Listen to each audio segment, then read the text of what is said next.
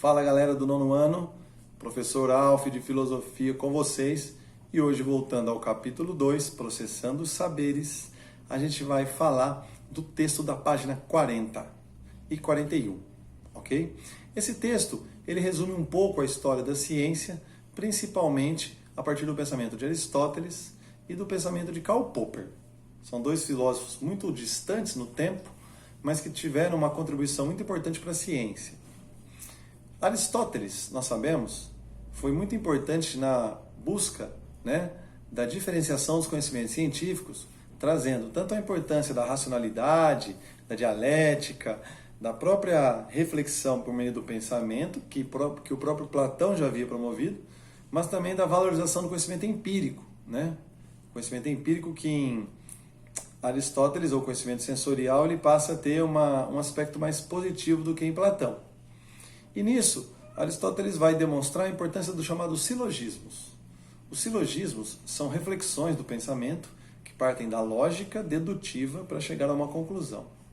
A lógica dedutiva é todo movimento que parte de uma afirmação universal para chegar a uma afirmação particular. Um movimento do pensamento que vai do universal ao particular é chamado de dedutivo. Portanto, quando se deduz que um raciocínio pode chegar a uma conclusão, nós temos aí um pensamento demonstrado pela própria razão pura, pelo pensamento puro, também chamado depois por Descartes de pensamento a priori, que é anterior à experiência. Um silogismo, como Aristóteles buscou usar como exemplo, o silogismo como exemplo de um conhecimento puro, ele parte de uma reflexão do pensamento e ele é composto por três partes: uma premissa maior, uma premissa menor e uma conclusão. Se eu citar como uma premissa maior que todo homem é mortal, e citar como exemplo de uma premissa menor que Sócrates é homem, eu tenho que ter daí uma conclusão. Se todo homem é mortal e Sócrates é homem, eu deduzo então, pelo pensamento puro, que Sócrates é mortal. Exemplificando essa premissa, maior, menor e conclusão, ou exercício do silogismo, nós chegamos a uma verdade demonstrada pelo pensamento lógico, por meio do método dedutivo. Grande parte da matemática trabalha com esse tipo de reflexão, com um movimento que vai do universal ao particular. Assim vocês partem de fórmulas gerais da matemática para chegar a um resultado X, que é particular. Esse movimento Aristóteles chamou de lógica dedutiva e ele pode ser demonstrado pelo pensamento. Ao mesmo tempo, na história da filosofia, nós temos ainda, na Idade Moderna principalmente, o desenvolvimento dos métodos empíricos indutivos. O método indutivo é o contrário do dedutivo.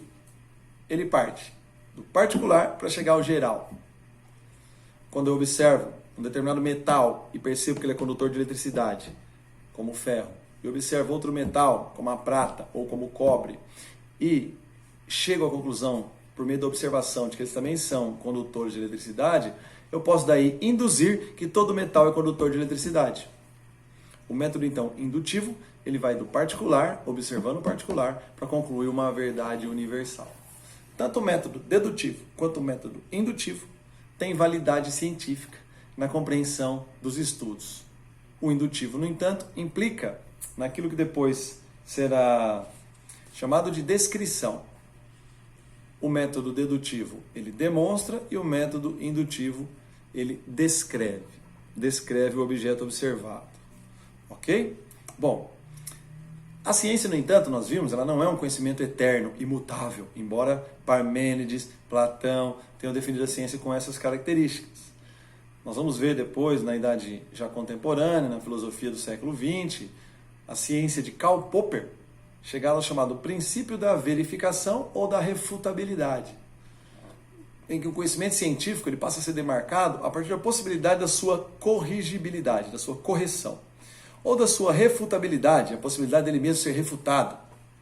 O princípio da refutabilidade traz na filosofia de Karl Popper a ideia de que a ciência não é, portanto, absoluta, podendo ser questionada, corrigida e modificada. Certo?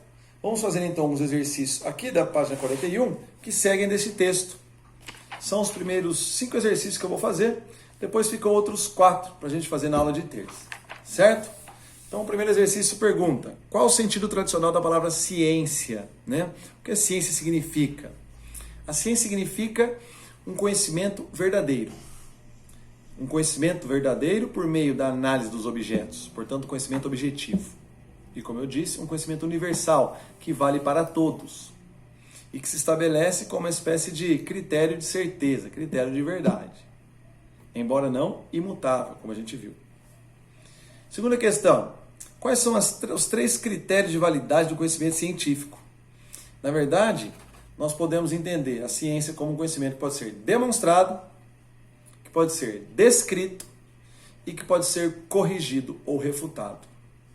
A demonstração, a descrição e a correção, certo? Caracteriza o conhecimento científico.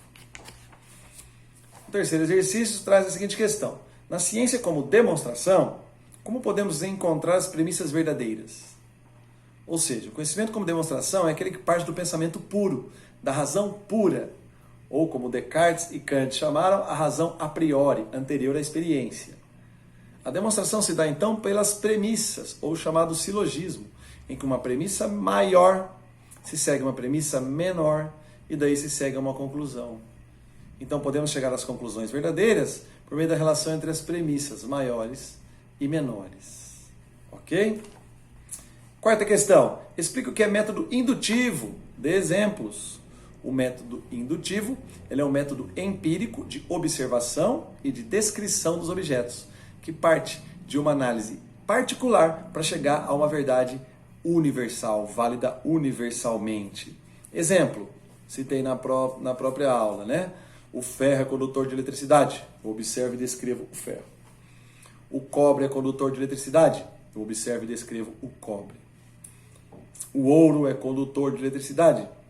Eu observo e descrevo o ouro. Daí eu concluo: todo metal é condutor de eletricidade. Certo? Beleza. Então vamos para o exercício 5, para fechar esses exemplos e a aula. Por que Karl Popper explica que um conhecimento científico nunca é definitivo?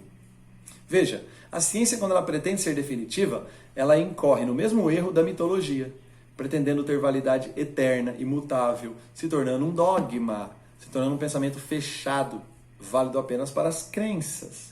Uma vez que a ciência se difere da opinião particular e se difere do sistema de crenças dogmáticas, ela pode ser modificada, corrigida, refutada. É isso que o conhecimento científico é para Karl Popper, e é o que demarca a sua característica e o seu território de análise. É o princípio da refutação. Diferente do pensamento chamado positivista, que acreditava na ciência como irrefutável, como imutável, como válida universalmente, né?